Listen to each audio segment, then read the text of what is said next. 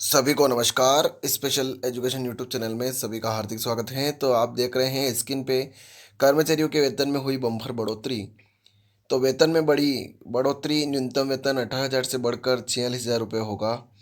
8वें पे कमीशन इसके अंतर्गत बात कही गई है और अंत तक जरूर बने रहिए। और अच्छी खबर है आगे कि 8वें वेतन आयोग की घोषणा के साथ ही केंद्रीय कर्मचारियों सरकारी कर्मचारियों के वेतन वृद्धि को लेकर बहस फिर से शुरू हो गई है। National council joint consultative machinery के सचिव शिव गोपाल मिश्रा ने नए वेतन आयोग के लिए फिटमेंट फैक्टर पर अपने विचार साझा किए हैं। मिश्रा का मानना है कि फिटमेंट फैक्टर कम से कम 2.57 होना चाहिए, जो 7वें वेतन आयोग में था, या इससे भी अधिक होना चाहिए। उनका कहना है कि यह पिछले वेतन आयोग में निर्धारित दर से कम नहीं होना चाहिए। फिटमेंट फैक्टर क्या है? 8वें वेतन आयोग की घोषणा पिछले साल जनवरी में की गई थी और इसके जनवरी 2026 से शुरू होने की योजना है। यह आयोग लगभग 50 लाख केंद्रीय सरकारी कर्मचारियों और 65 लाख पेंशनभोगियों के वेतन और भत्तों की समीक्षा करेगा। 7वें वेतन आयोग की सिफारिशें 2016 में लागू की गई थी। हालांकि बढ़ती जीवन लागत के साथ मिश्रा द्वारा उच्च फिटमेंट फैक्टर की मांग और भी महत्वपूर्ण हो गई है। ऐसे में समय में आप शायद सोच रहे होंगे, फिटमेंट फैक्टर वास्तव में क्या है और यह कितना बढ़ सकता है। फिटमेंट फैक्टर सरकारी कर्मचारियों के मूल वेतन और पेंशन को निर्धारित करने में महत्वपूर्ण भूमिका निभाता है। उदाहरण के लिए, यदि 8वें वेतन आयोग 2.57 का फिटमेंट फैक्टर का उपयोग करता है तो केंद्रीय कर्मचारियों के वेतन में 157% की वृद्धि होगी। ऐसा 2016 में हुआ था, जब 7वें वेतन आयोग ने न्यूनतम वेतन 7,000 से बढ़ाकर 18,000 कर दिया था। फिटमेंट फैक्टर के अनुसार वेतन वृद्धि। इस बार यदि 8वां वेतन आयोग मिश्रा के प्रस्तावित 2.57 फिटमेंट फैक्टर को अपनाता है तो केंद्रीय कर्मचारियों का न्यूनतम वेतन 18,000 से बढ़कर 46,260 हो जाएगा। न्यूनतम पेंशन भी 9,000 से बढ़कर 23,130 रुपये हो जाएगी। हालांकि यदि 1.92 का फिटमेंट फैक्टर लागू किया जाता है तो वेतन 34,560 रुपये और पेंशन 17,280 रुपये होगी, जो 92% की वृद्धि दर्शाती है। यदि फिटमेंट फैक्टर बढ़कर 2.86 हो जाता है तो वेतन बढ़कर 51,480 रुपये और पेंशन 25,740 रुपये हो जाएगी, जो 186% की वृद्धि का प्रतिनिधित्व करता है। इससे कर्मचारियों और पेंशनभोगियों को महत्वपूर्ण वित्तीय राहत मिलेगी।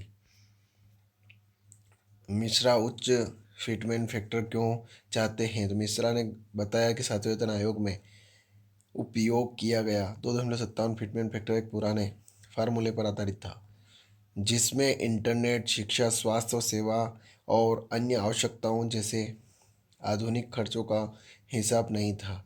उनका मानना है कि बढ़ती जीवन लागत के कारण कर्मचारियों को एक अच्छा जीवन स्तर बनाए रखने में मदद करने के लिए उच्च फिटमेंट फैक्टर आवश्यक है। उन्होंने यह भी बताया कि माता पिता और वरिष्ठ नागरिकों के रख रखाव और कल्याण अधिनियम 2022 के तहत बुजुर्ग माता पिता की देखभाल करना अब एक नैतिक और कानूनी जिम्मेदारी दोनों है। फिटमेंट फैक्टर का निर्णय लेते समय परिवार की जिम्मेदारियों में इस बदलाव को भी ध्यान में रखा जाना चाहिए। क्या फिटमेंट फैक्टर इतना अधिक बढ़ेगा? महंगाई और बढ़ती जीवन लागत के साथ मिश्रा का तर्क है कि वर्तमान फिटमेंट फैक्टर बुनियादी जीवन खर्चों को पूरा करने के लिए अपर्याप्त है। हालांकि पूर्व वित्त सचिव सुभाष गर्ग मिश्रा के अनुरोध से असहमत है। गर्ग का मानना है कि 2.86 का फिटमेंट फैक्टर मांगना अवास्तविक है। वे अनुमान लगाते हैं कि सरकार 1.92 के करीब एक संख्या पर समझौता कर सकती है, क्योंकि वित्तीय बाधाओं के कारण सरकार इतनी बड़ी वेतन वृद्धि का खर्च वहन नहीं कर सकती। कर्मचारियों की प्रतिक्रिया क्या है? तो 8वें वेतन आयोग के लिए फिटमेंट फैक्टर पर अंतिम निर्णय अभी भी लंबित है। मिश्रा की उच्च फिटमेंट फैक्टर की मांग और गर्ग के अधिक सावधानी भरे अनुमान के बीच एक महत्वपूर्ण अंतर है। कई केंद्रीय सरकारी कर्मचारी मिश्रा के प्रस्ताव का समर्थन करते हैं। उनका मानना है कि इंटरनेट, शिक्षा और स्वास्थ्य सेवा की बढ़ती लागत वेतन वृद्धि को उचित ठहराती है। 2.57 या उससे अधिक का फिटमेंट फैक्टर बहुत ज़रूरी राहत लाएगा, एक कर्मचारी ने कहा। हालांकि अन्य वर्ग के विचार से सहमत हैं। तर्क देते हुए सरकार की वित्तीय स्थिति को देखते हुए इतनी बड़ी वृद्धि संभव नहीं हो सकती है। वर्तमान आर्थिक परिस्थितियां केंद्र सरकार के कर्मचारियों के वेतन में वृद्धि का निर्णय कई कारकों पर निर्भर करता है। सरकार को अपने वित्तीय संसाधनों, मुद्रास्फीति की दर और कर्मचारियों की ज़रूरतों के बीच संतुलन बनाना होगा। महंगाई दर में वृद्धि के साथ साथ जीवन की बुनियादी आवश्यकताओं की लागत भी बढ़ी है, जिससे कर्मचारियों की परेशानियां बढ़ गई हैं।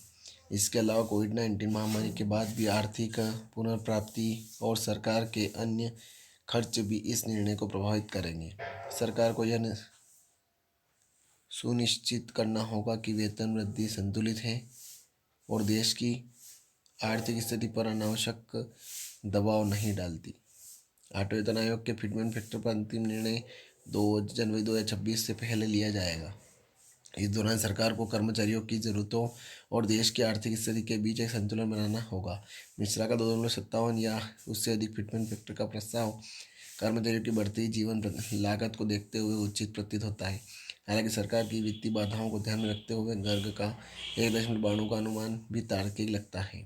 अंततः फिटमेंट फैक्टर का निर्णय केवल आर्थिक आधार पर नहीं बल्कि इस बात पर भी आधारित होना चाहिए कि यह केंद्रीय सरकारी कर्मचारियों के जीवन स्तर को कैसे प्रभावित करेगा। एक संतुलित दृष्टिकोण जो कर्मचारियों की ज़रूरतों और सरकार की वित्तीय स्थिति दोनों का सम्मान करता है, सबसे अच्छा समाधान होगा।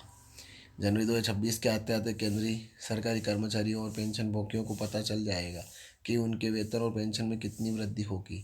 तब तक फिटमेंट फैक्टर पर बहस जारी रहने की संभावना है, क्योंकि विभिन्न हितधारक अपने अपने दृष्टिकोण से इस मुद्दे को देखते हैं। तो ये खबर थी, ज़्यादा से ज़्यादा शेयर करें, लाइक करें, कमेंट करें आपको खबर कैसी लगी। और आप मेरे चैनल पर यानी स्पेशल एजुकेशन यूट्यूब चैनल पर पहली बार विजिट कर रहे हैं तो चैनल को सब्सक्राइब जरूर करें और इसी प्रकार से बने रहिए। नई नई खबरें आपको मिलती रहेगी, नए नए नोटिफिकेशन आपको इस प्लेटफॉर्म के माध्यम से मिलते रहेंगे। जय हिंद, जय भारत।